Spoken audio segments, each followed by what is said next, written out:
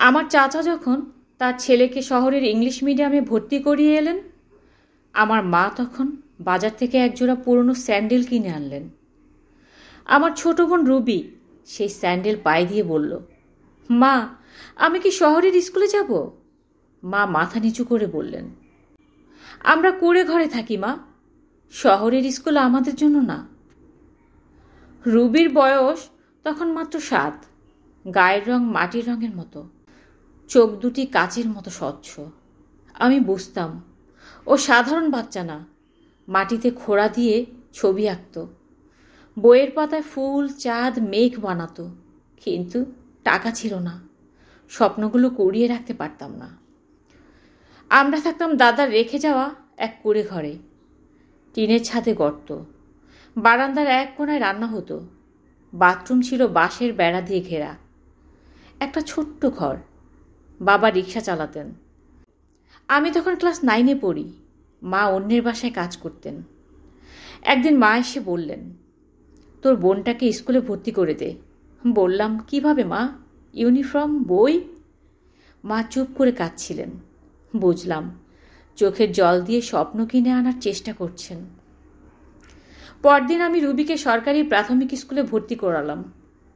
বই পেলাম, কিন্তু ইউনিফর্ম কিনে দিতে পারিনি। মা এক পুরনো জামা কেটে ওর জন্য একটা নীল জামা বানালেন।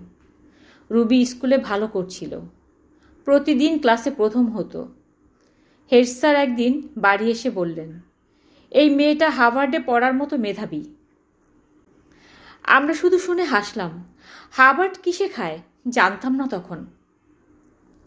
একদিন রুবি খুব অসুস্থ হয়ে পড়ে। মা নিয়ে গেলেন পাশে স্বাস্থ্যকেন্দ্রে। ডাক্তার বললেন, অভাব, অপুষ্টি, ভিটামিন ঘাটতি। তখন বুঝলাম, মেধা থাকলেও শরীর যদি না টিকে, কিছুই টিকে না। আমি তখন রাতের বাজারে কাজ করি, ওজন মেপে দিতাম, সকালে স্কুলে যেতাম, কিছু টাকা জমানোর চেষ্টা করতাম, শুধু রুবির জন্য। একদিন এক সাংবাদিক আমাদের স্কুলে আসে, অভাবের মধ্যেও শিক্ষার আলো নিয়ে প্রতিবেদন করতে।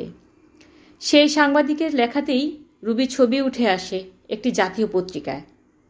তারপর বদলে যায় সব কিছু। একটা এনজিও রুবির সব খরচ বহন করে। আমরা প্রথমবার একজোড়া নতুন জুতো কিনে দিই ওকে।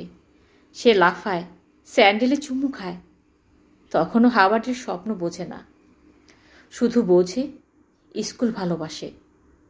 সময় পেরোয়, আমি ডিগ্রি পাশ করি, একটা প্রাইভেট কোম্পানিতে চাকরি পাই। বাবা এখন অসুস্থ, মা চোখে কম দেখে। রুবি তখন ঢাকা বিশ্ববিদ্যালয়ে গণিতে ভর্তি হয়, সেখানেও প্রথম হয়। তারপর একদিন সত্যি সত্যি রুবি হার্ভার্ড থেকে স্কলারশিপ পায়, অ্যাপ্লাইড ম্যাথমেটিক্স নিয়ে পড়তে যাবে।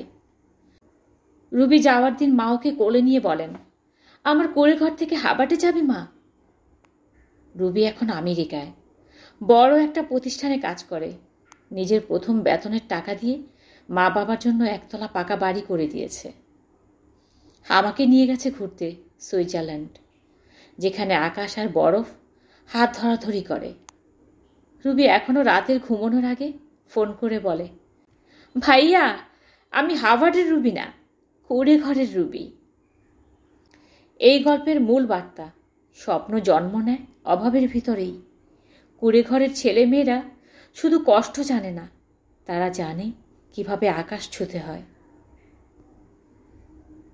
ধন্যবাদ।